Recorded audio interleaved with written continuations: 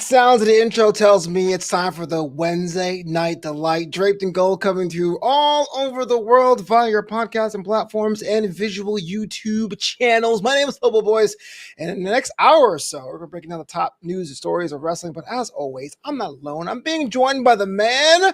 Can I call him the mayor of the Beach Cities, Jack Farmer? Well, I do need to take a stand in our political situation here in the beach. Whoa! You know what? Listen, I actually had to be a part of a planning committee earlier this week. So man. I am actually all fired up. I'm all gung-ho. Okay, what are you planning? Stop someone from pursuing their dreams of opening up a business near me. Wait, you become that guy, the not my backyard guy? They want to put a liquor store like right next door to me, Flobo. I like liquor stores; they're great. I like them down the street a little bit. This one's like right next door to me. Think of the children. Wait, was it Lady Farmer? That was kind of funny. I want a business. No, under my watch. Not under my watch. Not having it. You got your prize over there, woman. No, so I actually did the town hall thing and complained. My neighbor did most of the complaining, and she was fantastic. And for now, they have not gotten their license. We won. The people were victorious in this one. It's not my business, but what's the biggest concern? Are you worried about like drunk people hanging outside? Is it just an eyesore? Is it like is a school nearby? All three actually? The eyesore, it hurts property values. I'm that guy. Let me put my monocle in. It doesn't increase property values, that's for sure. And the biggest thing actually is the traffic. Like it does not have a proper parking lot or loading zone, and so I don't want loud trucks in the middle of the night there, and we don't want loud trucks blocking things. It's a busy intersection, so I was that guy. Old Jack Farmer, as Joey Santa Cruz says. Old man Jack Farmer, Danny C. Farmer for 2028. I like those odds. What political parties at 2020? You want him to be president? There's no. You want this guy? There's going to be no political parties in 2028. But I already got my first voter. I got someone who's going to support. Sure as hell like me. It's not you, but no. We have viewers and we have listeners, and we're always about giving the people what they want. And so I am doing something for one particular listener and viewer here right now, and that is I am bringing on none other than Bree, my puppy. I've been asked about bringing my dog on. This is Bree. After the cheese, she really she looks like a little baby cherub here, but she's a menace. Everyone needs to understand she's a menace. Yeah, I have so many holes in my socks, Flobo. Not from her finding them and chewing on them, but biting them while I'm still wearing them, Flobo. That's the problem. That sounds like propaganda. There's no way that cute little angel put holes in your socks. Little angel. Oh, yes. You see, look at that. Shout to Machenko. What is Monterey? I'm not sure. Bree, ladies and gentlemen. Bree. So if you hear a ruckus, it's probably her. Go chew on my cables or something, Bree. Wow, the love is in the air. I have had to buy so many cables because of this dog, Flobo. I actually had a standing desk at one time. Famously a standing desk. I no longer. You know why? She chewed all the cables up, Flobo. It's gone. It's destroyed. We have been on the air for 4 minutes, and you yelled at so many clouds at once, old man. We have a wrestling show to talk about. There's not enough clouds in the sky, Flobo. Before we get into it, thank you so much for watching and streaming Draped in Gold. We're available on all your podcast platforms and YouTube. So drop a question and a comment while we're live. We'll get to it, of course. Maybe a super chat will make it a little quicker for you. But if you're listening after the fact, drop us a review. 5 stars, help the algorithm, share the show to other people. Know what I'm saying, Jack? Yeah, the comments are really big, especially on Apple, and the retweets are super important. And the shares, that's absolutely what gets things going. Ricky Sinclair, shout out Sinclair. I don't know what that means, but I also am putting a fin up. Yeah, man. You're I guess Seahawks it's a baseball thing. No, it's Miami Dolphins. Miami Dolphins thing. Yeah, but you're a Seahawks guy, so I'm not sure how that works for you. Lace is out. That's all I think. All right, that's the days of John and Unitas. Well, you know what? I got to give it up to Ricky Sinclair because sometimes I feel when we have no viewers, there's one person who buys a ticket to our show, and it's Ricky Sinclair. And speaking about someone who goes all the way, can we talk about Tommy Invincible? This guy Mhm. has been like the biggest indie darling since the last indie darling. I don't know if you mean Joe Hendry. I don't know if you mean Matt Cardona. In fact, Tommy Invincible had a match with Matt Cardona during WrestleMania festivities, and he's setting his sights against the GOAT, John Cena. Listen, John Cena's on a retirement tour. He has only a few amount of dates left. He said it on air as much. Would you want to see Tommy Invincible against John Cena? Tommy Invincible has really taken the world by storm, the indie world. And you're right. It's hard to say like who the biggest indie star is these days. Like, what is an indie star? Like, does TNA count? Does like where do you draw the line? Is WWID, do they still count as indie wrestlers? By the way, do the WWID people when they get signed, do they have to change their names? That'll be an interesting No, good point. situation for them. But I'm digging Tommy Invincible. And for people who haven't checked him out, go do so. He is just like, you know, there's an old phrase, white meat baby face. And this guy is like the whitest of meat that you will find. Things I can't say. Don't worry, we'll talk about the Hurt Business. I won't be able to say it. A few things in a little bit. I almost spit out my water. Okay. So, but yeah, just it's hard to not get excited about him. It's hard to not root for him. It's hard to not have sympathy. Like, you want him to win. He has just a magnetic appeal to want to cheer for him. And he's one of those guys that I have a feeling if I went to an indie show and he was there, I could imagine just about any borderline wrestling fan I bring to be like, what's this dude's story? I'm into this guy. I hope he wins. It's hard to not root for him. Oh, yeah. You know, I got into him, I won't say early or late. I guess before the WrestleMania wave, but pretty late in the Ascension, shot to the Ascension. And I felt like he did something that a lot of entertainers just can't do, and that is give everyone the whole show. I always talk about giving, if someone buys a ticket, you give them the whole show, but it's a lot hard to do it in practice, or worse, grabbing a stage and the people in the crowd don't want to listen to you, don't want to be there, it's not even bringing attention to you at all, and just pretending like it's WrestleMania all the time. And that's infectious. But again, the question still remains. John Cena has a lot of people, a lot of suitors to put themselves in that farewell tour. If you're John right now, would you want to burn an appearance with someone who hasn't even been on national TV at his level? Let me tell you why it is in John Cena's best interest to have a match with Tommy Invincible.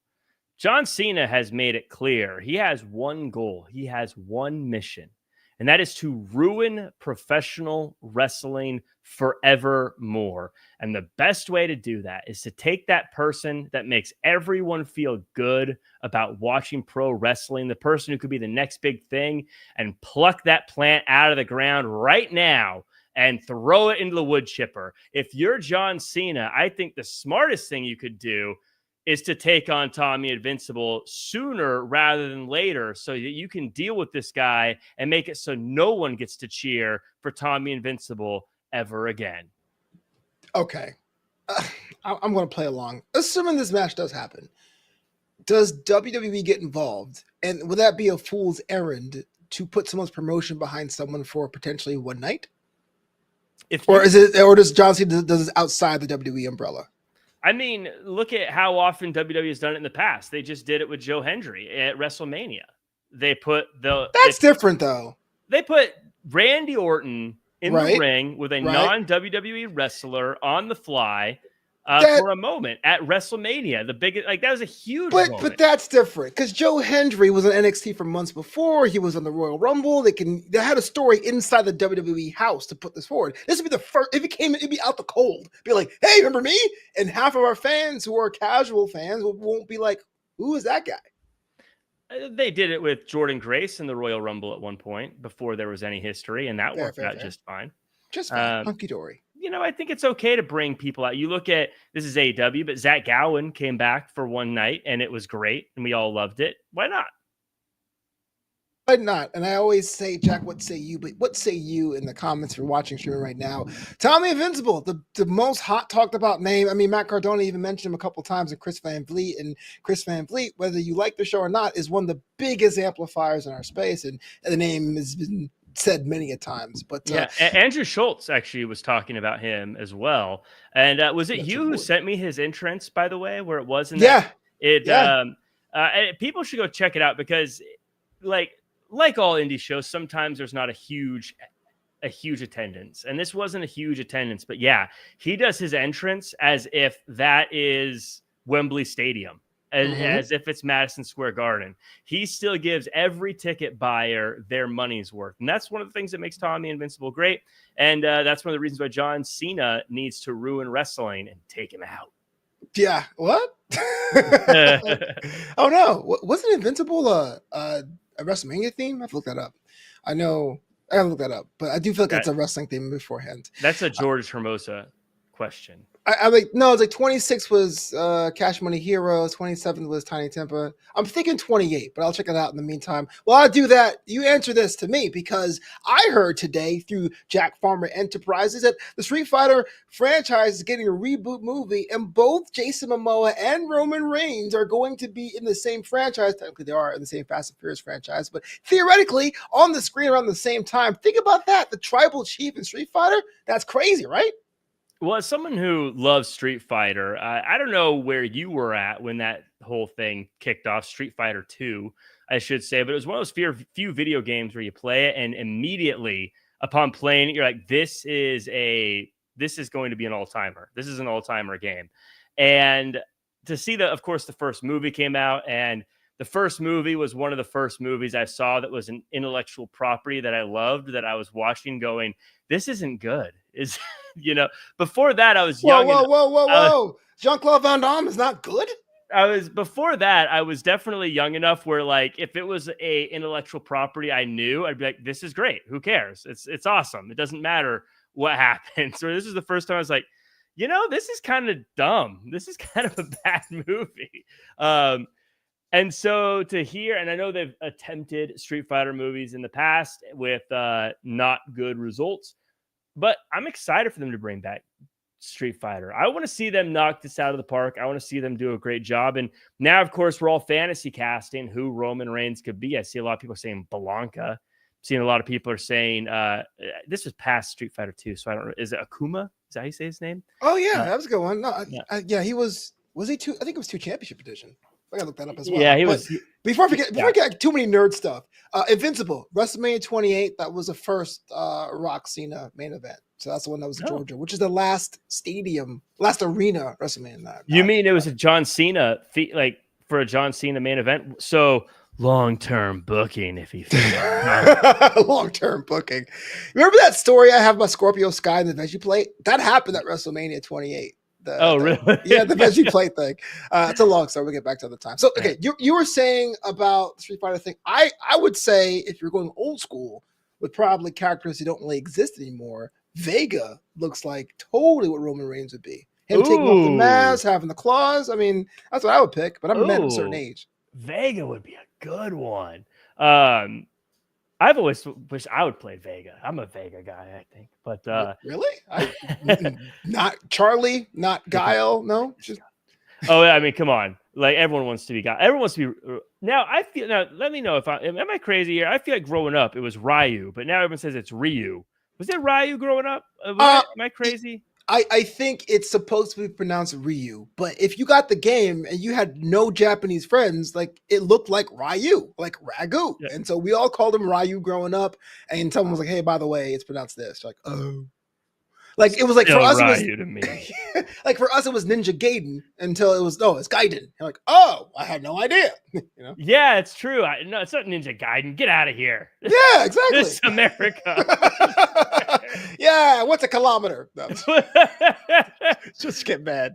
This went from talking about pro wrestling to us talking about the proper way to say names in Japanese video games. Hey, that's why you got one award, guys. Just one. I still say Final Fantasy 3 is Final Fantasy 3 and not Final Fantasy 6. Come at me. Whoa, that is a hot take, man. That's actually the truth. It's a hot take.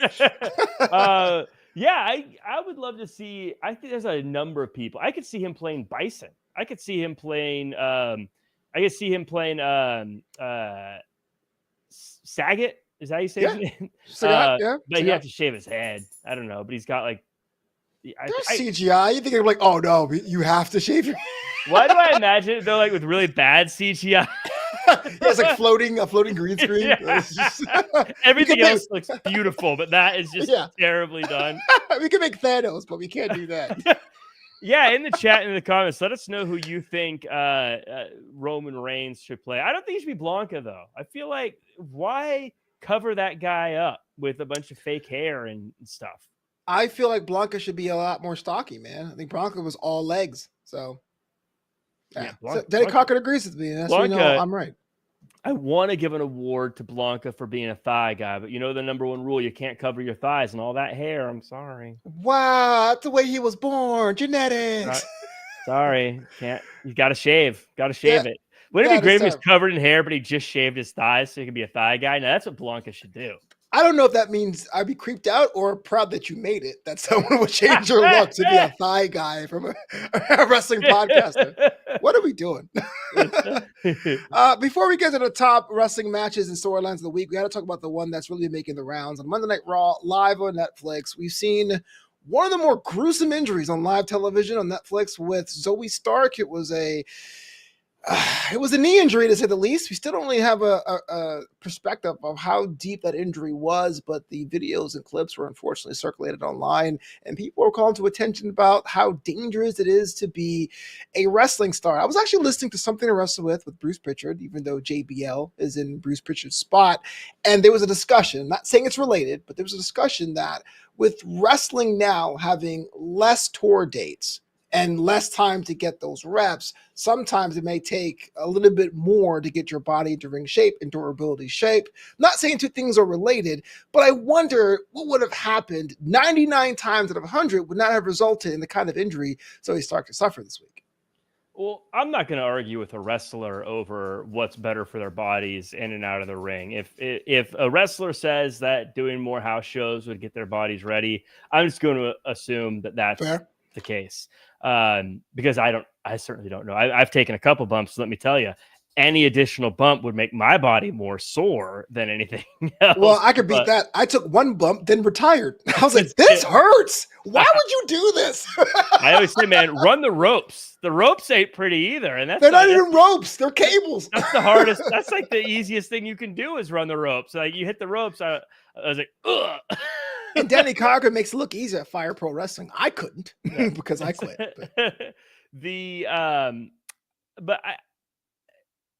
With this, first off, this is talking about yelling at clouds. I understand what the internet is. I understand what social media is. And I understand people are going to do certain things.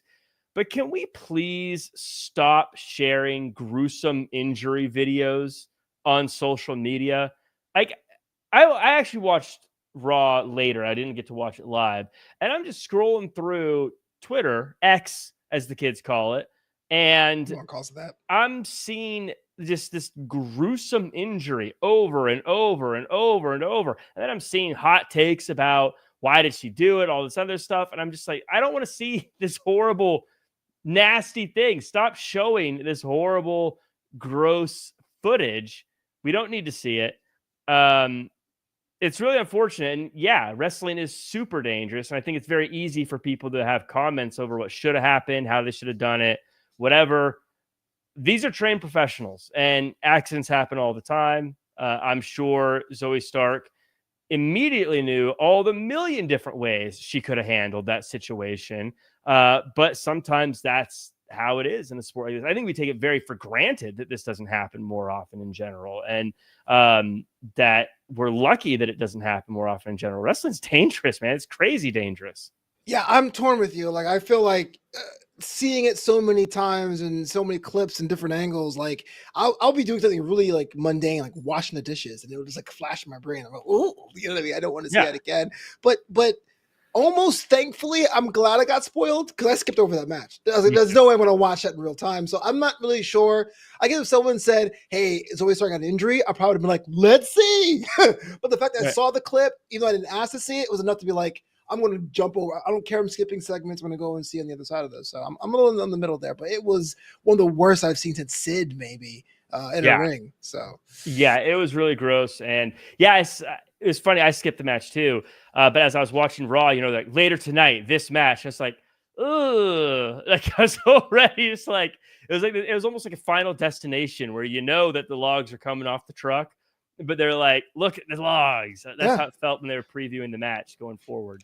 I feel it's like a small window. I feel like between the ages of 9 and like 31, where you have eyes of steel, and then you get to be a certain age, you're like, oh, get it away. Like it just, Ugh. Yeah, yeah, I can watch scary movies or whatever, but like I cannot watch medical shows or right. anything where they have any medical thing happen for some reason. That's just like Oh yeah. ugh. You're the reason why they got Chicago Med banished on Friday nights. That's fine. No, it's cool. There's No, enough no, meds, anyways. Come on. but in all seriousness, wishing get well with Zoe Stark's situation. Again, we don't know the extent of it, but I know the recovery process could be very tenuous from now moving forward, and all you can do is wish for the best. Yes. All right, let's get into it, man. This week has been kind of crazy. We're going to preview Saturday night's main event, NXT Battleground, and Double or Nothing on the show. Maybe not Saturday night's main event unless you want to. I'm not really sure. I'll see how spicy we feel. But from last Friday, though, the week before, we already got some milestones shifting of what the summertime WWE is going to look like. What I'm referring to is 2 big appearances. The first one is from the newest SmackDown signee, Julia. Julia is now on the main roster after sitting in a very checkered tenure over at NXT. She was the NXT Women's Champion, but then she got pretty much beat by her rival, Stephanie Vaquer. But now it's a fresh start on Friday nights. Give it to me, Jack. Braids and all. Julia on SmackDown. I think it's great. I think this is the best move for her. The way she came into NXT, it felt like she was a short timer there, and she already started to feel like there wasn't much for her since she won the championship so quickly. And it didn't really feel like there was a lot for her to accomplish right away. And so I think it's better, instead of dragging your feet, just get her on the main roster. Let's see where she can go and what she can do. It reminds me of something I heard Brock Lesnar say in an interview once. And he was talking about when he went to the UFC, he was talking to Dana White, and Dana White was like, we have this guy, this guy, this guy. And he said, listen, Dana, if I'm good at this, I'm either good at this or I'm not. Put me in the octagon with the best, and let's see what I can do. I feel that way with Julia. Either she's going to be great or she's not. So let's just put her in there with the greatest. Let's put her in there on the main roster, and let's see what she can do. And let's see how people take to her. I also think it's great that they separated her from Roxanne Perez, because that felt like a team that I didn't believe that was a team. I didn't believe in them as a team. And it felt like they were going to end up getting compared too much. And when people get compared too much, there's always a lesser than. I'm sure everyone has their opinion on who would be the lesser than in that situation, but I just think it's smart to have her go to SmackDown on her own and blaze her own path instead of being stuck at the hip to somebody else. Listen, I like the one thing I like about you, Jack, and early is only one thing I like about you is that you. I'm against liquor stores. Yeah, exactly. You're just against bringing fun stuff to neighborhoods. No, liquor stores are overpriced anyway. I go to big warehouses. No, let's talk about the idea that Julia in that sink or swim situation. Now, I'm not trying to put your feet to the fire. I know we're not a negative show necessarily, but there was some talk, some rumblings that after losing the NXT championship, that Julia was in danger of being not on top of mind about the superstar caliber superstars in the WWE fold, which is crazy because 2 years ago, Julia really was in the top 5 worldwide. Now, SmackDown is a great proving ground. It's being shown by millions of people, but do you fear that there's a chance that Julia may be lost in the shuffle? There's always a chance in WWE that you can get lost in the shuffle. I mean, it's the best of the best. And I think that when you're outside of the WWE, you are hypothetical. What are you hypothetically? Could you be the greatest? Yeah. But once you're in the ring, standing next to Rhea Ripley, standing next to Io Sky, standing next to Becky Lynch or Charlotte Flair or Tiffany Stratton, now we see, are you really the best? And there's only a few best, Flobo. In fact, there should be only one best. But when you're talking about by definition, yeah. By definition. But when you're talking about some of the best, it's a very small handful.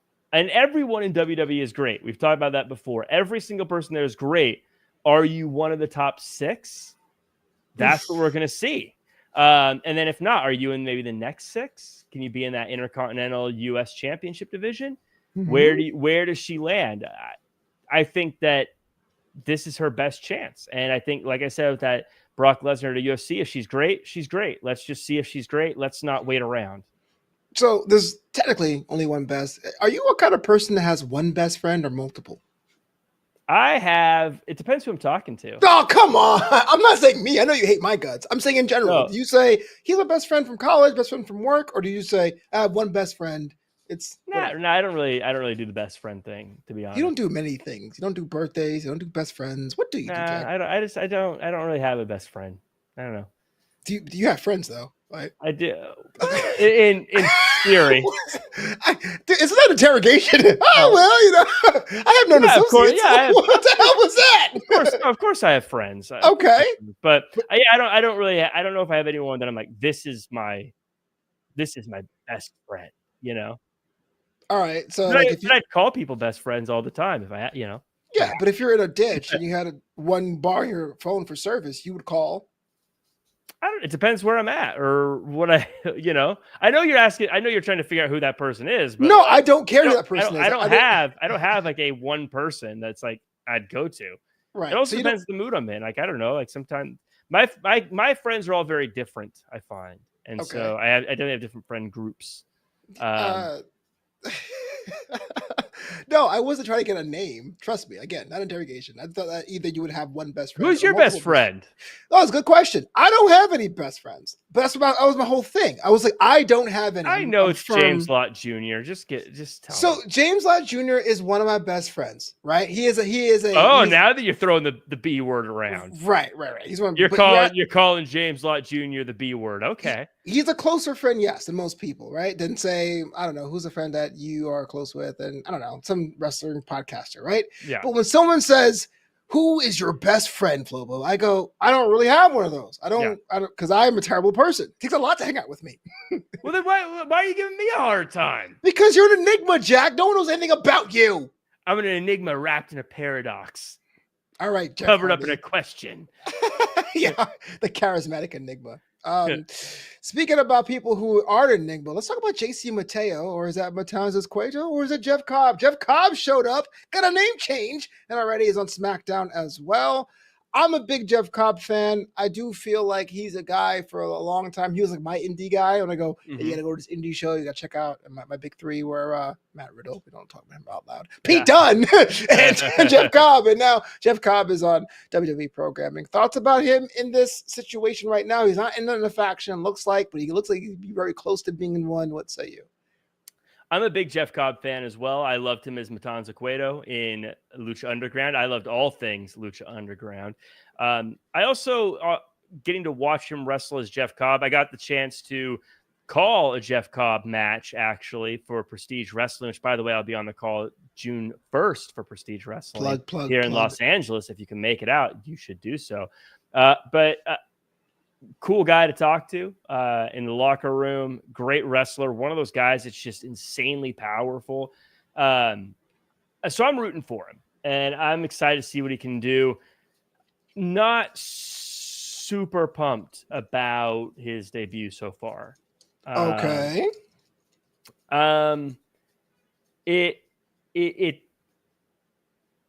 He didn't really stand out as far as the way he was dressing, or kind of, it felt like he was just added as an extra person to be a part of this new bloodline versus LA Knight situation. And I worry that he's going to become a human shield for Solo Sikoa instead of being the kind of star he can be on his own. But so did Jacob Fatu. Fatu was brought in to be a human shield for Solo, and he got his own traction. Yeah, so I hope that's what happens with Mateo. But I worry because, he might not. It's tough. We just talked about Julia. There's only a few people who really make it in the grand scheme of who are like the big names. And I think he could be a big name because he's one of those guys that could probably pick up Otis with ease and spin him around and drop him. Yeah, a lot of things about the Cobb. The Cueto side. A lot of things going on with the JC Mateo signing. I'll get to that in quite a second. But shout out to Gerald J, who says, "Can we stream the show?" Yes, Saturday's main event is going to be on Peacock this weekend. We're talking about that. And where Zilla, Danny Cochran asks, it's on his way. I'm with you. There's a lot of things that are working for him. Jeff Cobb is a natural athlete. He's very good with body control and weight. He can pretty much have moves and holes not many people can do. He is a bit older, but so is the roster in general. That age is becoming less and less of a number, especially with the less live event days. So there's a lot more miles to use with them. I'm just worried about Bloodline bloat. Now, I'm not saying the Bloodline's going to reform. I do feel like their parts are there to hit that button if need be, because you still have War Games coming in November. A Bloodline 2 match would be great. So it make sense to have this again. But yes, the concern I have is, what do you do with Mateo in months 3, months 4, and months 5? Right. And that's where I would have liked to have seen a little bit more of the character, as opposed to nobody cares about Jack streaming his shows, man. Oh yeah, you can stream it live on independentwrestling.tv, IWTV, independentwrestling.tv. What show's that again? Prestige. It's going to be here in Los Angeles on June 1st. So yeah, you can stream there. You can also, with that subscription, you'll be able to stream all of the Prestige shows, past or present. So go check that out and see a lot of cool ones, a lot of great matchups on there. Speaking of cool, let's talk about Roxanne Perez over Monday Night Raw. Crazy week she's having. She signed the contract officially on the Raw roster. She qualifies for Money in the Bank, and now she's in the Judgment Day ? Via Finn, but Liv Morgan doesn't know about it. I mean, cool that you're in the thick of it, and everyone's told me that Roxanne Perez is the prodigy, the next big thing. This is like 2 or 3 rockets at once, Jack. What say you? This is great for Roxanne Perez. Similar to Julia, let's see if she can sink or swim. You know, she's been considered the future for a long time. Time to see if she's the present. This was a great month for her, as you mentioned. The Money in the Bank qualifier is great. The sign with Raw is great. But I think maybe catching the eye of old Dominic Mysterio might be the biggest thing for Roxanne. I mean, I know a lot of people boo Dom unless he's winning a championship. Then everyone cheers Dom. Right. For some reason, but you look at the history. Okay. You look at where Rhea Ripley was before she started seeing Dominic Mysterio and how she skyrocketed and became the biggest star in the company. Then Liv Morgan, she connects with Dominic Mysterio. Now suddenly she becomes the biggest thing in the world. She's doing movies in Hollywood. Her life has gotten great. Roxanne Perez, if she can tap in with Dominic Mysterio, I mean, what future could she have?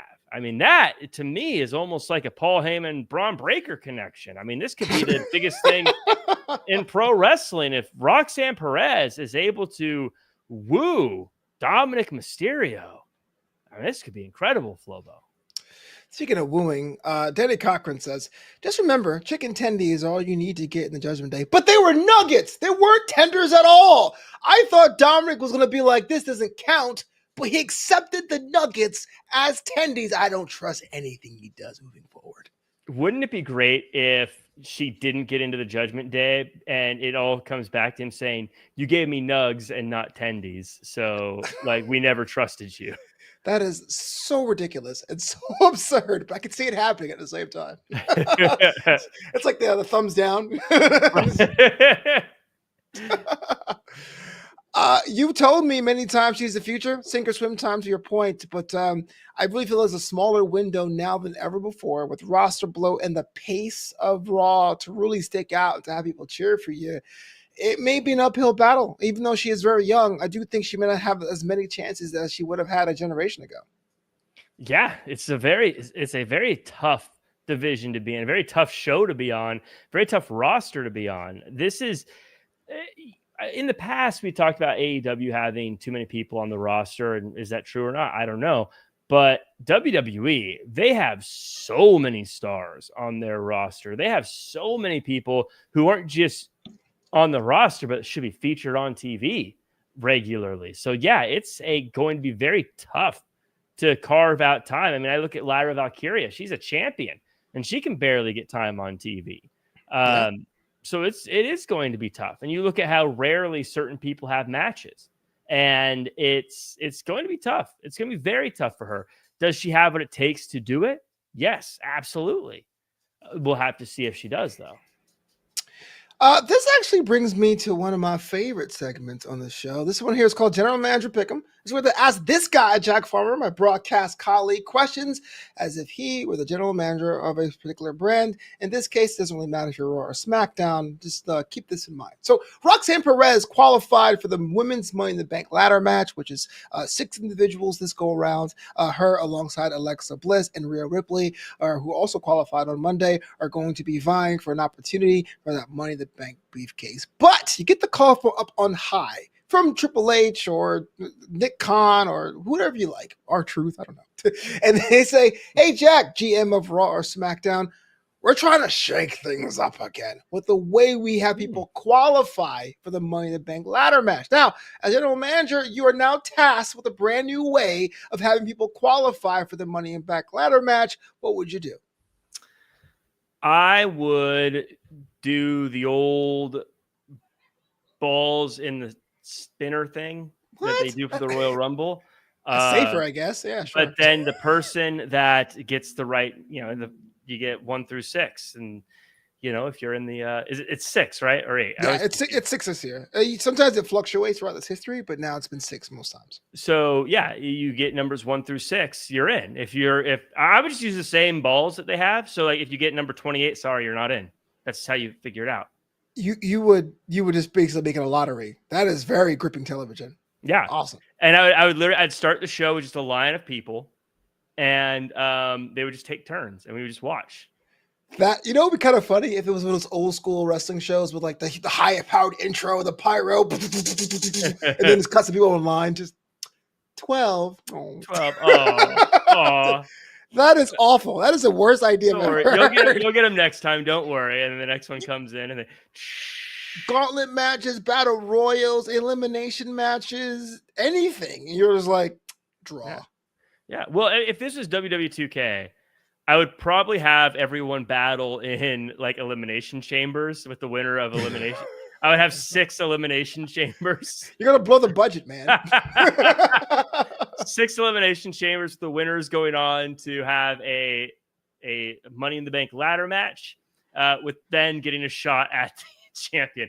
The most brutal chance to try to become a champion has got to go through that. I am so glad you're a general manager, and neither am I, because I won't have to answer that question. Wow. I would like the people to know, by the way, we're famous for pulling back the curtain a little bit here. We are? In the notes, you wrote, Jack has the pin, Lord help us. What is that okay, about? So here's the background. We have a rundown of the show's events, and I never tell Jack what the general manager pick'em question is until we go on live. That's why it's fun. Until I go, Jack has the pen. He's the general manager. That's all it is. That's all I said. And Lord help us, maybe it was something that was in my head that my fingers somehow confirmed. I'm just saying, there's nothing wrong with that. Lord help us. How dare you? I'm sorry. I would be a great general manager for 3 weeks before we go out of business. Yeah, you were right to the ground. Yeah, the most bureaucratic people filling out forms for title shots. Yeah. Or 6 elimination chambers, 12 if you count the men's and women's. You're going to kill off your roster before next year's WrestleMania. Remember the time when on NXT where William Regal had like the cage with the weapons hanging off of him? You're like, Will, what are you doing? This is totally violent. The greatest match of all time was the triple cage with the weapons in it too. Oh, I agree. No, man, that's awful. That's a terrible thing as well. So we got a lot of great shows coming up this weekend, but it's going to put a little preview. Money in the Bank is happening in Inglewood, California. It's the second half of 2 shows over that weekend in Los Angeles at Olympic Worlds Collide at the Kia Forum, which is across the street. I will be attending Money in the Bank. So if you're going out there to Inglewood, go ahead and say hello. Oh, wave, okay. wave. I guess. I don't know, man. Tickets are too expensive, but I found a way. We'll talk about it after we get off the line. Jack, we need you to come out there too because we have to do a little bit of a signing for some fans, Yeah, I'll be there. Maybe. Yeah. I don't know. We'll figure it out. Okay, so let's get into this weekend. One of these days, I will be on one of their preview shows, Flobo. It'll happen. I'm going to be sitting right next to Rosenberg or Sam or Booker T or Jackie Redmond or whoever else is out there. Yeah, JBL or the King that they bring back every 3 years for some reason for a few shows. he's the legend, man. We'll all be there. I'm I going to be like on it. one of those shows. And I'm going to give my opinion on something, and then they'll probably kick me off the show after that. But I will be on one of these shows. You know I will what? be on a pre-show one of these days. Paul You've- Levesque, just so you know, you might as well just make it happen instead of dragging this whole thing out. You already lived my bucket list, man. Like, you remember that documentary you were on, Evil, Yeah. available on Peacock? Yeah, that was supposed to be. It should have been me. Dang Yeah, it should have been me. Roman Reigns and The Undertaker and Kane, brothers. All of us were at the Ringer Network, and only one host didn't get to be on that show, and it was this guy. And Dip, and it doesn't count. There was other shows, other hosts that weren't on. Dip wasn't there. Rosenberg was there. What's the other guy? Dave was there. Brian wasn't on. Mac was there. Brian was a producer at the time. All right. Kaz was there. Hyde was there. Just saying. No respect for Flobito. All right, let's get it. Man, I hope they do an Evil too and let They me be on that won't, one. because it's a dream I have. That means I won't get it. So let's talk about Saturday night's main event. Follow your first. dreams. Hey, don't follow dreams at all. So Saturday's main event is actually happening first this weekend, because if you could believe it, Sunday night has both the PLE and NXT and the pay-per-view from AEW on the same day. That is going to be crazy. But Saturday's main event comes to you live from NBC and Peacock in that Saturday primetime slot. 4 matches, all pretty much a big deal. Let's talk about this one. This one for the World Heavyweight Championship. The Maverick, Logan Paul takes on Jey Uso. There's been a lot of flack from the IWC that Jey Uso's run is already weak, but I think it's hearsay. Logan Paul has a chance to be a world champion. Let's just do it this weekend. As far as Jey Uso's run not being great, that's where everyone needs to stop and listen to the crowds. I know everyone's like, oh, it's a song, it's a catchphrase, whatever. A lot of people have had great songs. A lot of people had great catchphrases. They don't get the crowds going the way Jey Uso gets the crowds going. I'm sorry, he's great. And this is a great run. And I don't think it's coming to an end anytime soon. I do think Logan Paul will be a world champion at some point. But I think that Jey Uso is going to keep this championship for at least 6 months. I think till SummerSlam. In all fairness, you said that about Logan Paul last year. So when's it going to happen? He's got a lot of time. He just signed a new contract with WWE. Man, listen, I say pull the trigger now. I like Jey Uso. I think he's a perfect champ for the generation of fans, but you can't keep Logan Paul in this weird, I am not quite mid-card, but I'm going to show away and be a number 1 contender, but then be evil, but then getting booed, but not really getting booed thing for too long. Why not? Good point. Excuse me. Because the World Heavyweight Championship is a workhorse championship, and Logan's never there. So how's that work? Well, right. That's why, why can't he be in this middle ground for a long time? I mean, let's be honest, you could have him going up against Akira Tozawa, and it would be a big match on Saturday night. No, because Rusev's going to kill him on Monday. Great, but no, Rusev's going to kill him on Monday. No, you see Tozawa's winning that one. Come on. If Rusev comes back and somehow succumbs to the power of Tozawa, who doesn't? I will unsubscribe from Netflix. Tozawa is ready. He is ready. Tozawa's winning that matchup. Clip this out. My point is, I think Logan Paul should win it to make him more of an everyday attraction or an every week attraction. That's just me. Look, Paul, I think for every reason you just said, yeah, it would be an attraction. He would be a great champion. He'd get eyeballs. It would be a big deal. I think that there's a lot of reasons he should. I think that Jey Uso right now is still too hot. I think that Jey Uso's run, at the very least, is going to be justified by a good run. And also, if Logan Paul is the champ, what is Seth Rollins going to do? Ooh, good point. And Seth Rollins, Logan Paul can stay in that middle ground a lot better than Seth Rollins can right now. So let's talk about Seth Rollins, because he's tag teaming with his new confidant or new friend, Braun Breaker, to take on CM Punk and Sami Zayn. We saw how Raw ended this week. I understand it does feel like a third man's on his way, or a third woman, or a third person, or another element to this group. I'm with you, Jack. You could put him in a tag team division with Braun just to save some matches, but this one here has to result in something big. What say you about this tag team match at Saturday Night's main event? Seth Rollins and Braun Breaker have to win it. They have to.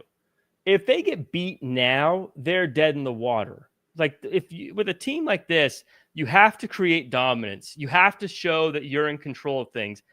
And if the uprising has already leveled you, that's a bad start. If I'm Braun Breaker, I'm like, dude, you're supposed to be the leader here, and we're already getting beat up. Done, right? And if you're Paul Heyman, if you lose and you'd be like, dude, why did I hitch my wagon to Seth Rollins if he can't even get out of the gates here? I mean, Braun Breaker's still young, but come on. Seth Rollins, Braun Breaker, they're going to get the win. Are they going to add a third person?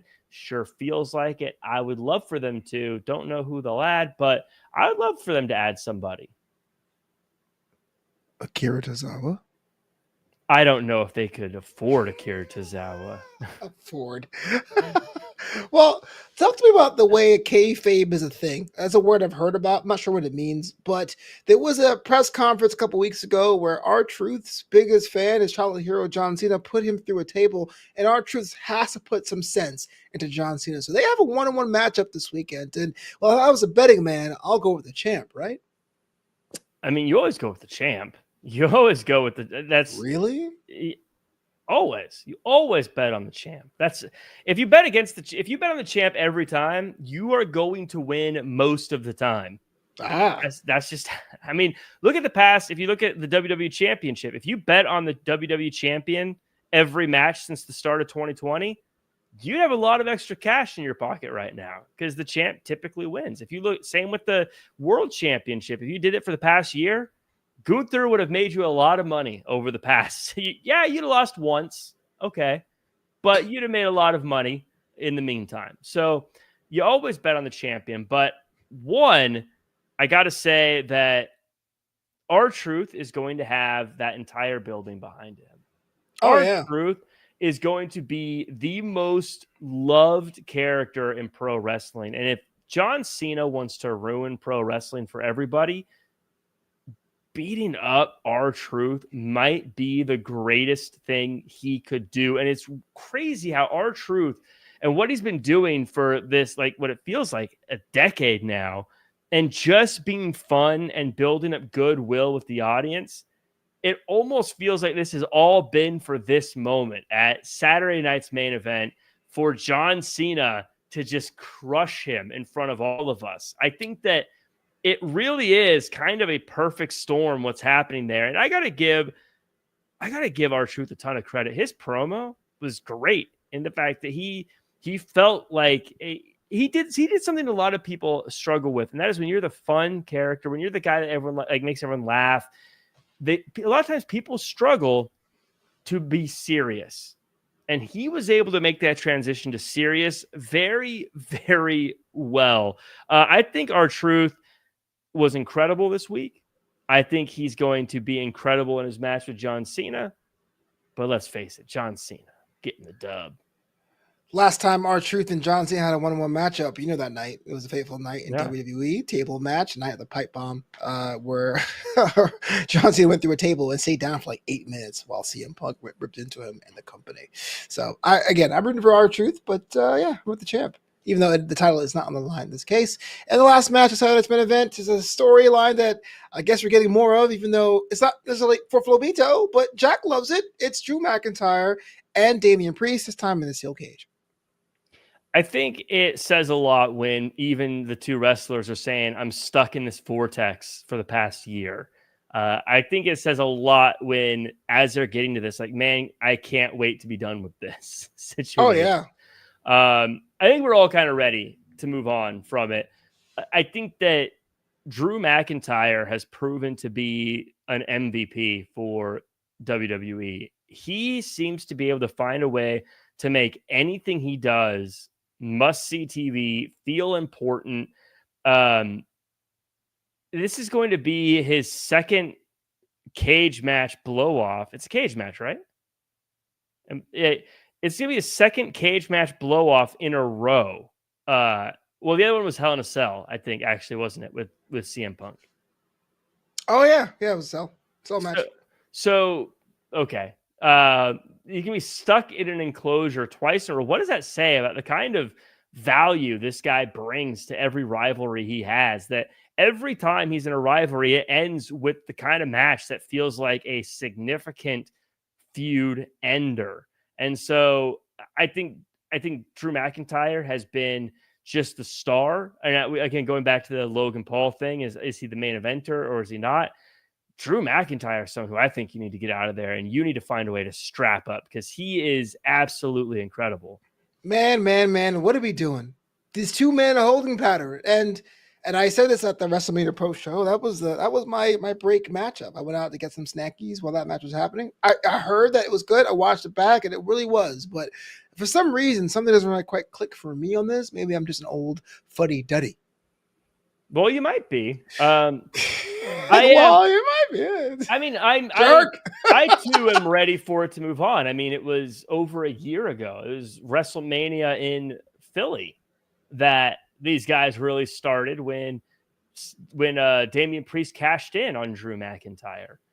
So I'm ready. I'm ready for them to go their separate ways. I'm ready for them to find their next challenge. So I'm glad that they're blowing this one off. But again, I gotta give Drew McIntyre a ton of credit. And look, Damian Priest has been great since he's become the world champion. But the fact that Drew McIntyre has done it basically with everybody he's danced with, I got to give a lot of credit to Drew McIntyre. I hope he gets the win here. I think he should get the win. I think he will get the win. Saturday Night's Main Event coming to you live from the Yingling Center in Tampa. Dealer's Choice, Jack Farmer. Talking about Double Nothing, or you want to go Battleground? Let's go Battleground, because if we start with Double or Nothing, I feel like there's 1,000 matches and we might be there for a little bit. Hey, we're almost at the hour as it is right now. Thanks for being so patient with us because there's so much wrestling. But like we talked about, Saturday's Main Event, the Yingling Center in Tampa, Florida, also is home to NXT Battleground. It's a massive weekend with 6 matches. This is one more than usual 5 coming to you from live for the Silver and Black brands. But let's get into 6-man tag team action because we're talking about this on our chat beforehand. We're going live. We love 6-man tags. Hank and Tank are the tag team champions, and Josh Briggs, who is missing his partner Yoshiki Imamura, since he's going back to Japan, is taking on the Culling, Brooks Jensen, Nico Vance, and Sean Spears. We like the Culling. We like them as a unit. They seem pretty strong, but talk about a must-win for a group that looks like they would have the advantage on paper. Well, yeah, I go with the Culling on this one. Easy. This is easy money for Culling. They're a team. They're a unit. They work together all the time. The other one is ragtag and thrown together. And frankly, you got the tag chance, but frankly, they're underdogs to begin with. So what? Was Seth Rollins and Jason Jordan. They became tag team champs. Yeah, but when we talk about great tag teams, Seth Rollins and Jason Jordan are number 6. Yeah, you're right. Yeah. Sorry, rockers. No, but look, I like Hank and Tank. I like Josh Briggs. But you're going up against a unit that works together, a unit that has already got this figured out. Yeah, you got a lot of heart, but heart only takes you so far. Colling's got this one easy. You hate heart. I get it. Totally makes sense. Speaking of people with no heart, Kalani Jordan, which you called to be an evil person, turns out you were right about that. Crazy. Taking on Sol Ruka for the NXT Women's North American Championship, a title that Kalani Jordan was the inaugural champ. Did she walk away with a second opportunity? I think that on a different night, Kalani Jordan could win this one. Kalani Jordan is got a great future ahead of her, I think. And I think that she's going to go very, very far. In fact, it wouldn't surprise me if she was in the NXT championship conversation sooner rather than later. But Sol Ruka's on a roll right now. Sol Ruka's hot right now. And I think she's also got Zarya on the outside to help her out. And, there's one thing that I like in picking matches, and that's someone on the outside to help them out. But also, like I said, don't bet against the champion. I'm going with the champion, Flobo. Well, this one, you can't put the champion because there's no championships on the line. This was a house divided. Tony Angelo was the Don of NXT, had an underboss, but an underboss no more. Channing Stacks Lorenzo says, I'm sick of it. Let's help in the ring this weekend. Tony Angelo versus Channing Stacks Lorenzo. What do you got? When I look at Tony D'Angelo and I listen to what he's saying, like I listened to him this week on NXT, and the only thing I can think of is tone deaf. Totally tone deaf. I mean, he talks about how Stacks was once someone who was loyal to a fault, but now saying it's all about Stacks and Stacks is selfish and has always been about himself. Stacks has done nothing but give to this guy, done nothing but give to the family. I think Tony D'Angelo is just a vile person for not being able to see just how much Stacks is given to the family. And I think Stacks is going to get the win here because Tony D'Angelo is so blinded by his own ego and the idea that people should just serve him forever, no matter what, even after failure, after failure, after failure. The family is a business, and businesses promote the people who do the work, not the people who continue to fail. I would pay so much money for one more cinematic match at the restaurant. I'm just putting it out there. That's just me. Yeah. Oh, yeah. You know what I'm saying? I mean, this is why we're the worst bookers ever. That's yeah, cinematic matches, 2025. Yeah. Boneyard matches. In fact, people should be able to watch in the arena from home. Let's just get some screens around the arena. Right. And video boards all around. We call it the Thunder House. All right. Let's talk about two men with two different trajectories on two different brands over 2 months. It is Trick Williams, a man without gold, looking to remedy that against the hottest sensation on the planet currently, Joe Hendry. The TNA World Championship will be defended at a WWE show for the first time ever. Who do you got? I think one thing was made perfectly clear this week on NXT, and that is when you look at who has the best musical career, it's Trick Williams. Did you hear that flaming hot diss track? Average Joe, not like us. Take a seat. That's not the diss track of the year anymore or last year. It is Average Joe, Trick Williams. I was blown away by the performance of this guy. Were you surprised? I thought he was going to come out here, maybe have a couple of lines, didn't expect a whole lot, but this guy comes out and he absolutely nails this diss track. In fact, if Trick Williams is doing the Super Bowl halftime show next year, I will not be surprised, not even a little bit. Because he nailed it. And I listened to this, and I think already he's got to be in Joe Hendry's head. He's got to be in his brain the same way Kendrick Lamar got into Drake's head, and then Drake had to take a seat for a while. Joe Hendry, sorry, pal. You're done. Trick Williams wins this one hands down. Trick Williams said on Twitter, the only person that thought that I did a worse job than Joe Hendry was Moss Bourne, which is pretty savage. But I disagree because I think Joe Hendry could be the man to retain his championship on a WWE show, truly making a TNA world title a world title if you go to other promotions to do it. Well, the main thing you have to do to make it a world title is say it's a world title. Fair. Okay, let's talk about the NXT Women's Championship, which isn't a world title, but it apparently because NXT isn't. Jordynne Grace, here is somebody once it got signed to NXT, had a beeline for the championship, but she's been falling short every single time. But she's going against the fallen angel, La Primera, Stephanie Vaquer, which is really the most talked about talent in WWE in the last 6 months. Jordynne Grace has to win. Stephanie Vaquer has to retain. Something's got to give. Stephanie Vaquer's not losing that championship. She's not losing that championship for a while. The only championships she's losing are the ones that she's having to relinquish because she's got too many of them. I think that I'm a big Jordynne Grace fan, right? And I see why she's doing great. And I see why so many people are so high on her. But this is the Stephanie Vaquer era. This is the era of La Primera. This is... there's not even words for it, Flobo. I mean, when she comes out, she is the definition of star power. I mean, when she comes out, you feel the room change. And that's just through TV, Flobo. Stephanie Vaquer is maintaining this championship. And I got a feeling she may be one of those people, one of those rare people who keeps the championship past being called up to the main roster. That's just it. Even though Stephanie Vaquer is a star, if you know what I mean, and she's a star. People like her. She sells merch. I mean, she has good matches. That's what I meant. The problem with NXT talent is that we don't like to think of them as being on top of their game. As soon as someone's on top of NXT, they want them to leave and get quote unquote called up. Now, Crossroads. NXT has had no more buzz in that women's division over the past 6 to 8 months. Besides the talent was always there, but the divisions get the buzz outside the NXT bubble. It would behoove Stephanie to stay there, or if you were Shawn Michaels, if you were the general manager, to keep her there as long as you can to raise the profile of that third brand. No. Yeah. I mean, I think if I'm Shawn Michaels, I'm trying to keep her as long as I possibly can. And I think that'd be good for the NXT women's division for that to happen as well, because I think the talent of the NXT women's division has always been through the roof, even the past 6 to 8 months.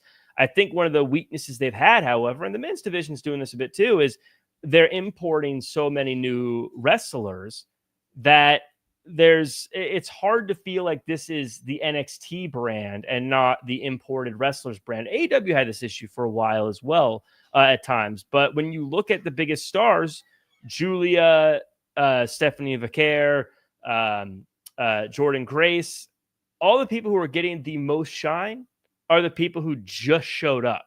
So it doesn't feel like the NXT roster. This still feels like TNA or Stardom or wherever these wrestlers are coming from. And so you need to keep them here long enough so it can feel like they are your stars instead of imports. That's what that brand needs if they want their division to feel like it is the best division. Just kind of a pop quiz. Ethan Page, does he feel NXT or does he feel AEW to you or TNA? He still feels like new guy to me. New guy, and he's been there. It's like what, 8 months, 8 months or so.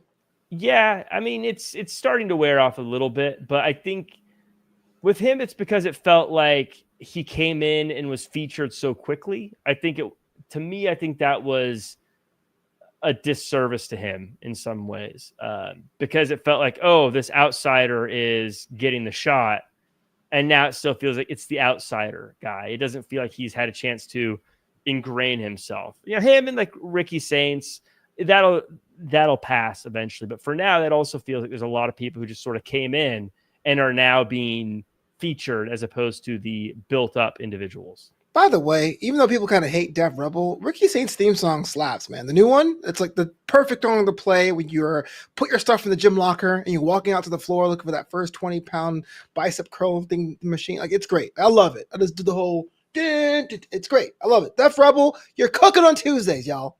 Def Rebel, okay. The thing is, Def Rebel does have some good songs, but when they miss, boy, do they miss.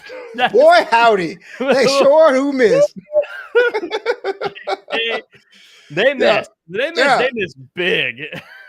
No, you're right. I'm actually pretty sick. I know I just give the praise to the Ricky Saints theme, but I am sick of like the stupid acapella thing that the wrestler says. Like with Thea Hale's like, I'm a grown-ass woman, or fatal influence. It's like, come on, I know it's you. I'm supposed to know it's you. Like, I'm a grown-ass woman is one of the worst too. Mm-hmm. Like it's almost as bad as Stinsky's It's Not My Fault. Like, people remember Snitsky, or is that just an old man thing? People remember Snitsky with the baby and the teeth and the. Anyone who was there remembers him, but yeah, it might be an old thing.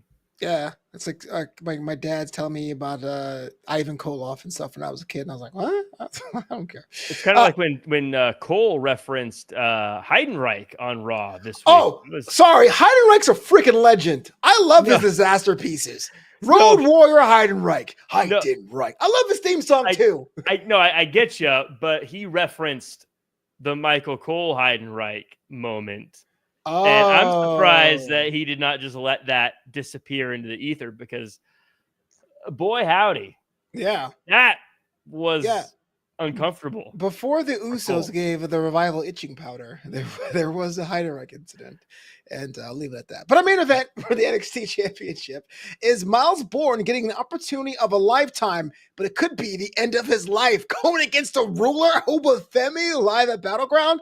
Oh, man, bring the flowers. It might be your funeral. Yeah, Obafemi, he's going to maintain his championship, and he is absolutely special. Obafemi, I've praised him many times before, but man, Miles Bourne, like, he has really captured the world in this, and just out of nowhere, it feels like, has become someone who I am really rooting for. And this is another promo he's done, much like the previous week, where I leave going, that guy needs to be on the mic more. That guy, even though he obviously has some issues speaking because he's deaf.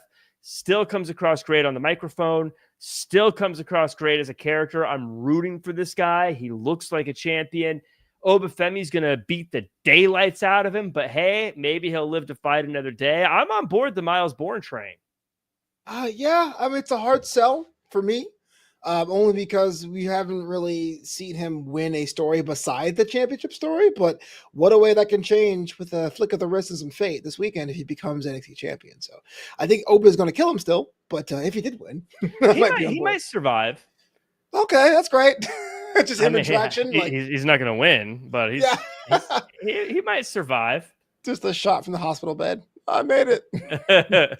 That's NXT Battleground. That's going to be this Sunday, which I think is going to be 8 p.m. Eastern. No, 7 p.m. Eastern, 4 p.m. Pacific. But let's talk about Double or Nothing with AEW happening the same day. This is crazy for wrestling fans. I'm not really sure if it's going to be a smart move for either company to keep doing it, but as it happens right now, AEW. This one comes to you from Glendale, Arizona, outside Phoenix. That's the site of WrestleMania 26, by the way. Double or Nothing, which I thought was the biggest pay-per-view of the year for AEW, although before All In got that rub.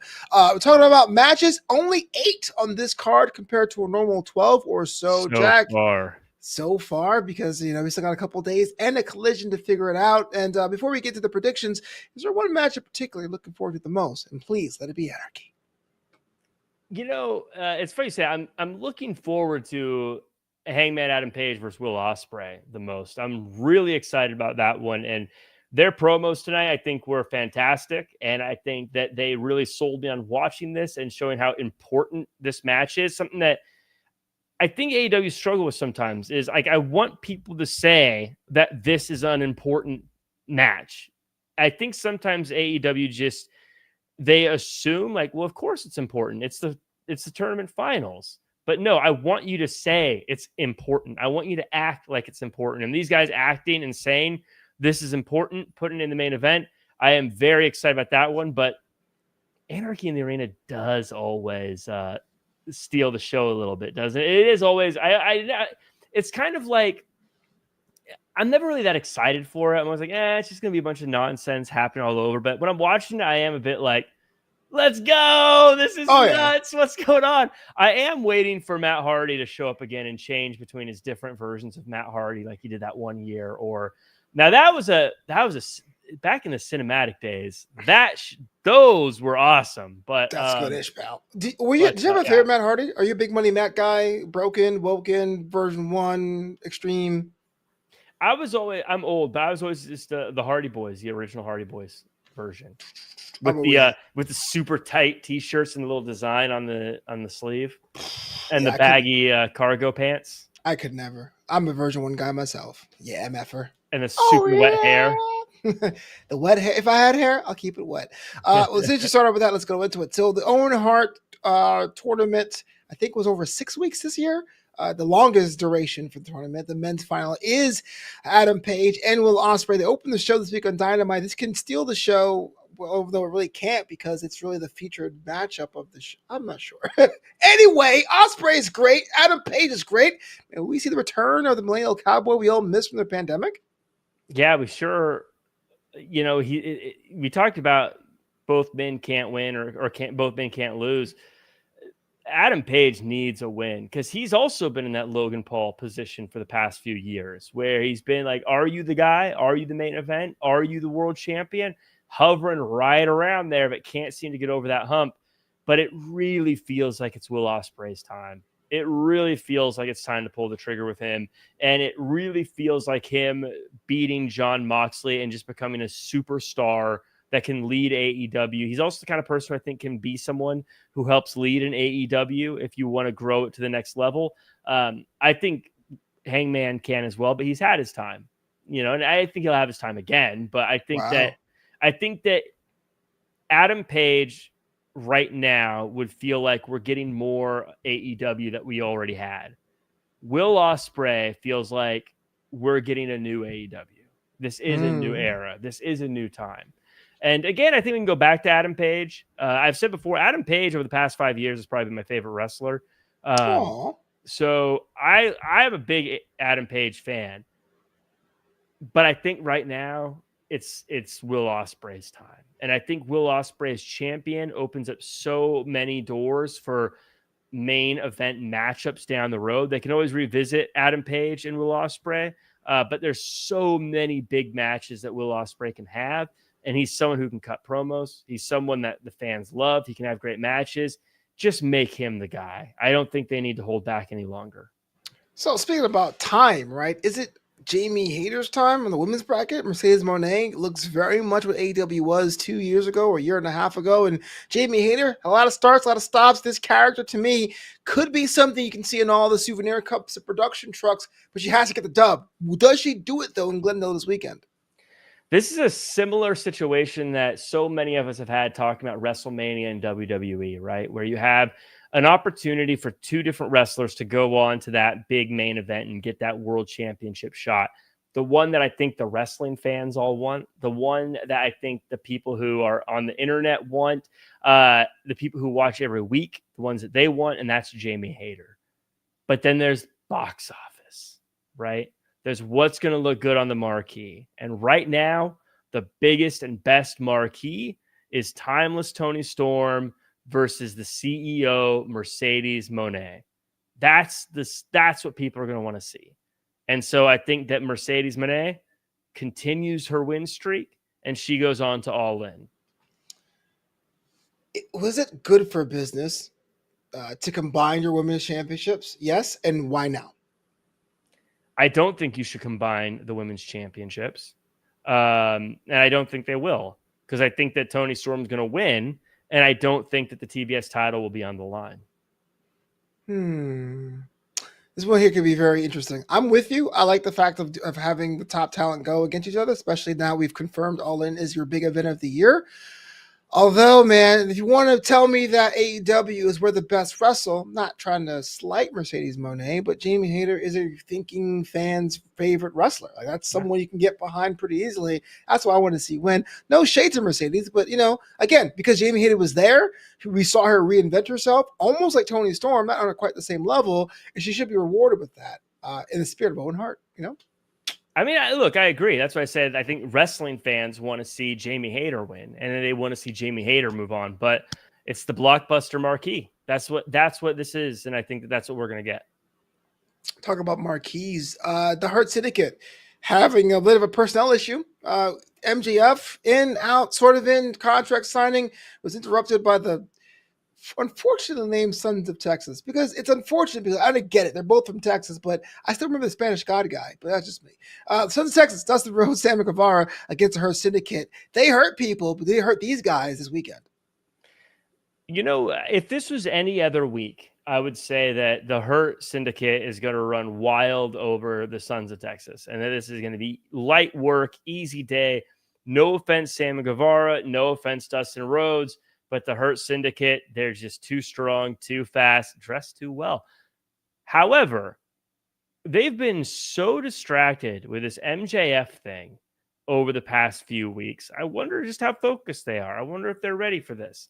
I think that it might be closer than we think. But at the end of the day, I mean, Hurt Syndicate rolls on. Come on.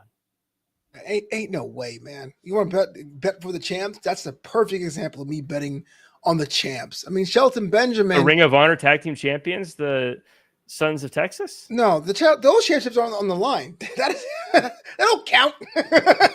All the championships up for grabs, man. It's kind of scary that Shelton Benjamin and Bobby Lashley have the same size muscles these days. That's just me.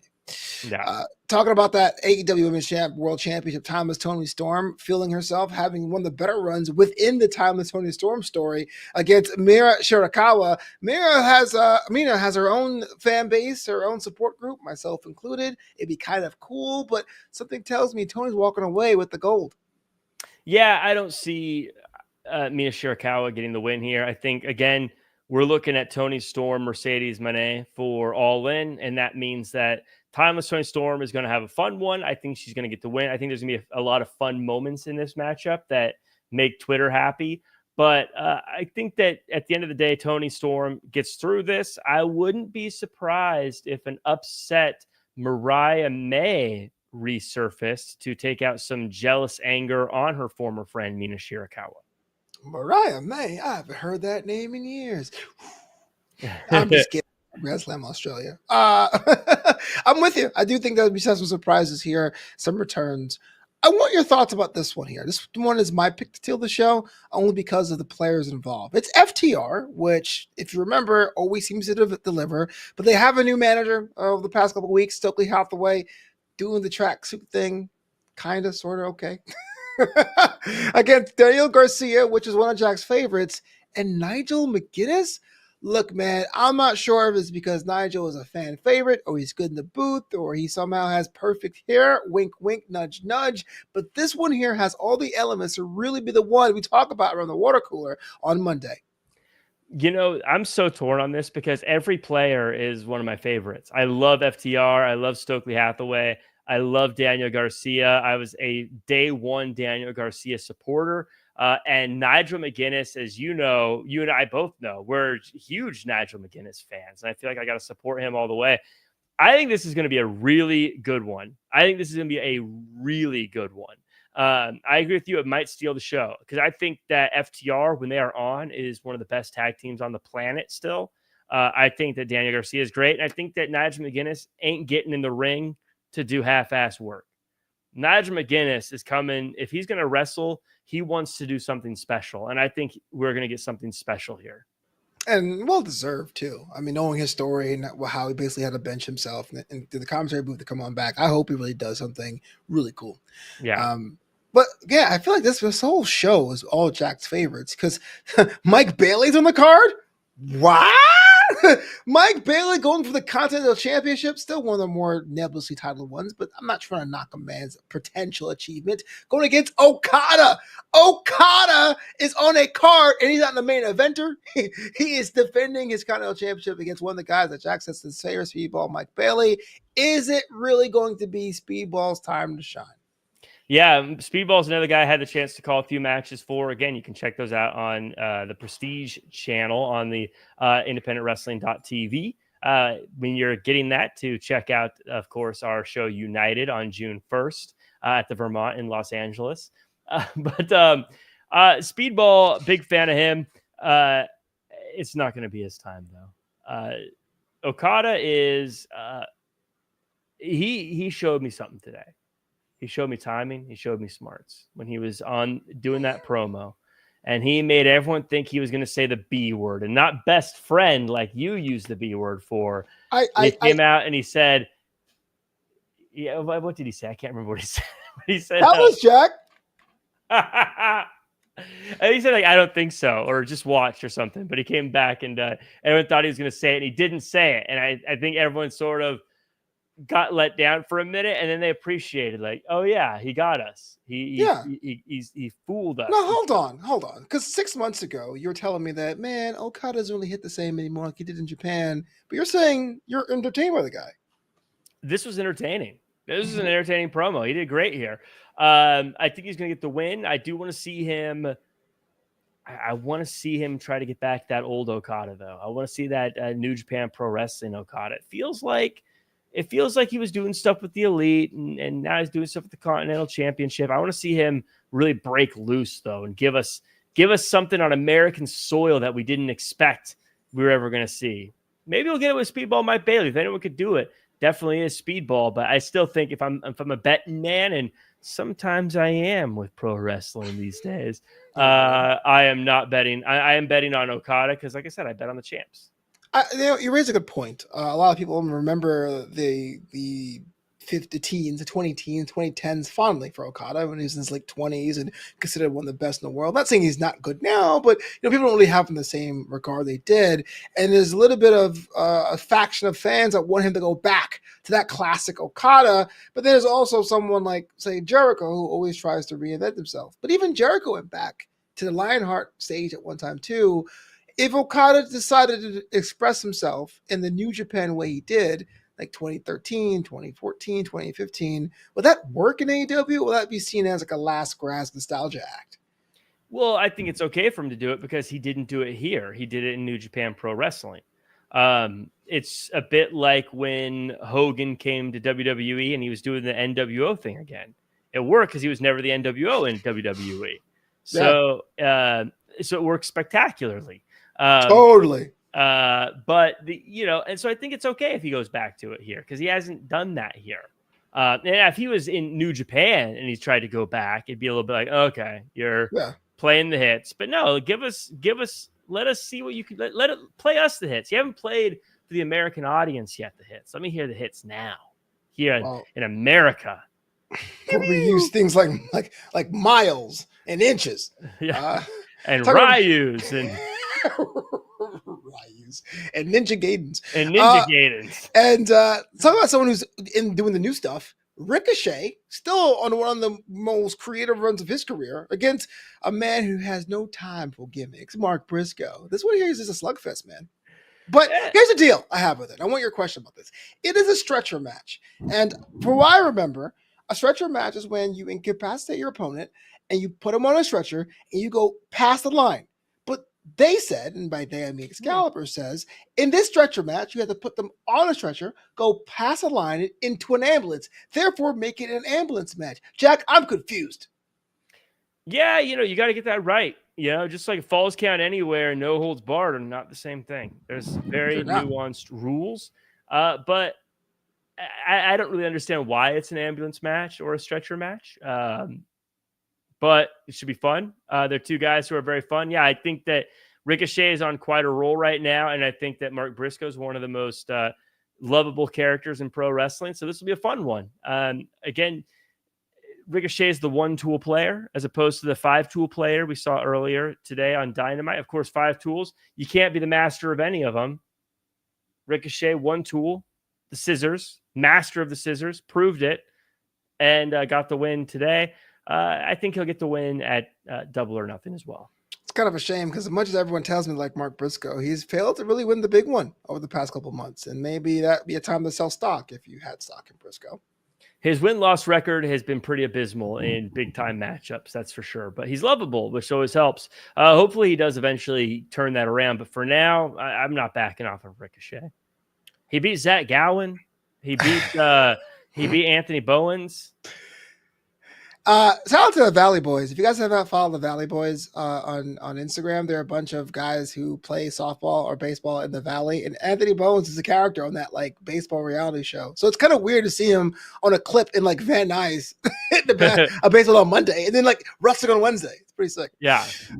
But the last match on the card is the one we're talking about at the top of this. Anarchy in the Arena was really become one of AEW's signature matches, even more so than Blood and Guts. And I want to make sure I get everyone involved here because I almost got it wrong in my notes. I actually had Hook in the Ops still. Flobo. Kenny Omega, Swerve Strickland, Willow Nightingale in the Ops. That is Samoa Joe, Powerhouse Hobbs, and Shibata are taking on the Death Riders of Claudio, Mox, Marina Shafir, and Wheeler Yuta, Jack's favorite, and the Young Bucks, Matt and Nick Jackson, or Matthew and Nicholas Jackson. It's Anarchy in the Arena. Two things I'm drawing from it. One, I kind of like when Willow Nightingale gets all spicy. It's pretty fun. And two, the Anarchy in the Arena brand has given us some of AEW's best moments. If you're in this match, Jack, do you try to reinvent the wheel or you just kind of say, hey, look, it's a formula. Let's stick to it and have a grand old time? Well, it sounds like they've already reinvented it because Excalibur caught himself saying it's not going to be in the arena. It's going to be in the desert. So it sounds like this is going to be a little bit different. I don't know how different that's going to be. I don't know what that means. I don't know if that means it's going to be a cinematic. I don't know if it's just going to be empty arena in a different arena or a different area. I don't know if it's going to be outside. I don't know if it's going to be actually in the desert. One of the things I love about AEW is they're so wild. It might actually just be in the desert. You never really know what they're planning, which kind of makes it fun. No, it's not. It's the end of May in the desert. That's all bad news. Snakes, heat, dryness. Flobo, I'm not. Retirees. I'm going to be protected through a TV screen. I don't care. That's their job. Fair enough. Wow. I mean, listen, Mox wants to be crazy. Let's get him out in the desert. Terrible. But I go with Death Riders here. Really? Death Riders? Yep. Okay, well, I guess so. But the Ops, man, we love the Ops. I do love the Ops. I love Swerve Strickland as well. I love Samoa Joe. I love Hobbs. I love Shibata. I love Willow. I love that whole team. I feel like I'm missing somebody. Kenny Omega? I love Kenny Omega also. Apparently not. And the other guy. And the other guy. He's done some stuff, right? I heard about him, yeah. He didn't have a whole lot to do with AEW, though, right? Not that I think in the of. birth of AEW. Johnny come lately. But I love them. But like I've said before, the Death Riders, they're a unit. They're a team. They work together. They know how to do this stuff. This is how they handle their typical days. This isn't going to be a Sunday for them. This is just going to be any other day of the week. Plus, I just got a feeling that you're going to want a Jon Moxley going into All In hot, not having his team beaten up just before going into the biggest show of the year. That's why I disagree. I think a team wins. We see the Death Riders start to fracture finally in story. I know that people are kind of sick of the story, but them actually take some heavy losses in story and then have Jon Moxley be on the road to disbanding everything. Well, Samoa Joe took out every single Death Rider already. Or was that Samoa Joe, or who was that? Was that the one before that? So are you saying that because of the old conventional booking that since they had their hand raised on the go home show, they're going to lose on the weekend? I do think that's what's going to happen. Yeah, what? But you got to make the big bad look like if Roman Reigns and the Bloodline lost right before WrestleMania, you'd be like, oh, well, that seems lame. Of course you got to have the big bad going into the big show looking tough. If Thanos lost in Infinity War, you wouldn't be like, boy, I can't wait to see Endgame. I mean, at that point in time, I gave Marvel so much money, I probably would have just showed up anyway. Like, That's true. I wonder what happens next. That is true. It could be like it's just gonna be them playing cards, but wait for the post-credit scene. Right. Like, okay, well, I better go. Yeah, you told me it's the last one. I'll be there. Now it's like whatever. But back then, people don't know the chokehold they had. I'm with you. I guess you swayed me. I think that Death Riders take the win here, and that's fine. And that's all momentum for them moving on to the next stage of the story, which seems to be never ending at this point. I think it ends at All In. I got a strong feeling with Bruv. Bruv is going to save us from the Death Riders. I refuse to say that. Anyway. Come on. If you had to either say Bruv or do the CEO dance, what are you more likely to do? Bruv. Bruv. Yeah, this does it for us for Draped in Gold. Massive weekend of wrestling programming. You let us know what you think about Saturday's main event, NXT Battleground and AEW Double or Nothing. It's going to be pretty hot in wrestling as we go to the summer because Money in the Bank is kind of like the unofficial summer season. Of course, SummerSlam is on the line as well. Hey, look, there's no more down period. I love it. Give me more, baby. And of course, every Wednesday, Jack and I will be back to discuss it. But, Jack, this is the part where I ask you, like, what are you working on and how do you book you? But you'll be doing that all episode. I'm on the call over here. I'm on the call over there. So just tell me where your social medias are. Well, you can follow me at Real Jack Farmer across all social media to keep up with the things I'm working on, like being at the Prestige show on the call at the Vermont June 1st, where you can also see that on IWTV, independentwrestling.tv.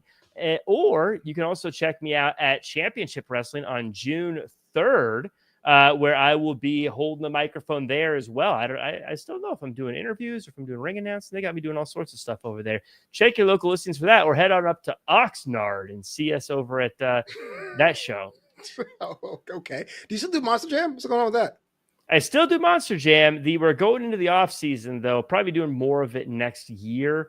Scheduling conflicts made it so I wasn't doing as many, but should be seeing more of old Jack Farmer talking to big old trucks and the people that drive them. What's the tagline again? Excuse me, sir. Yeah, I'm talking to Gravedigger. I did not want to say anything. I'll let it go. I'll let it lay out. But you're like, excuse me, Mr. Truck.